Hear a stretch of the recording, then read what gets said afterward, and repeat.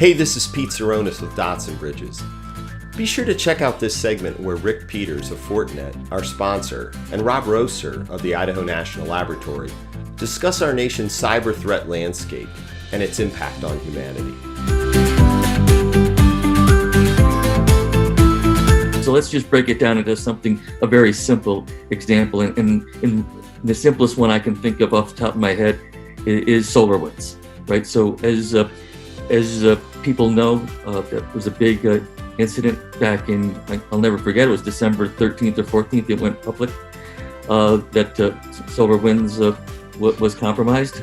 And I don't want to get into the details of that, but I want to basically get into the details that in my mind, there's now a paradigm shift in cybersecurity, that malicious actors are now going to take a different approach. If they want to compromise a company, they're now going to go at it through supply chain and not necessarily try to get through the firewalls per se. So with that in mind, we as a country, as enterprises, are going to need to sort of understand sort of subtle differences in our underlying data from trusted sources, right? So we need to be able to look at our networks and look for anomalies that are coming from what we thought were trusted sources and identify that. And so there you tie data, you tie artificial intelligence, and you tie cyber together in a neat package. We're not very good at this right now. We don't know how to do it. I mean, 18,000 companies or so had a malicious version of SolarWinds on their networks, and only one, FireEye, figured it out. So that just goes to show you how hard it is. But that is going to be the table stakes going forward, and we're going to have to put our collective minds together to get better. Rob's thoughts that he just shared are incredibly spot on. He are in really violent agreement on that landscape. The paradigm shift was already underway. It's just now more obvious. Yeah. Right. I'd say it's safe to say that it's not an advanced technique to use payload to get on a target, and that's been demonstrated now. So now. In conversations with customers today, they all want to talk about, how do I trust? And when we were talking before, I was writing down that word.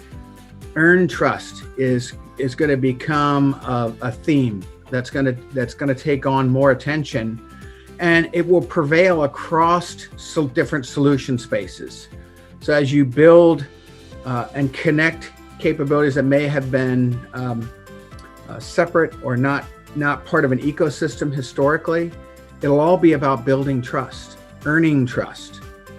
Starting with zero trust network access, which everybody tries to want to shift. Well, that'll solve all of my problems. Well, in a sense, it solves part of the problem, right? Because whether you work in the intelligence community or industry or a national lab or whatever endeavor, the challenge is always understanding behaviorally what's going on in your environment. I'm going to sound like a prophet, but I've been talking to customers now for 3 years about behave as if your system's already been compromised, because the likelihood is it has in some way, shape, or form.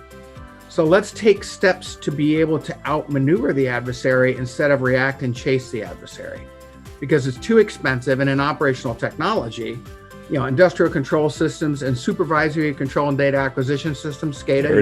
There it is. You can't, the stakes are too high. We cannot afford mistakes, and delays or lost response time is not just financially impactful, but it puts lives and workforce at risk.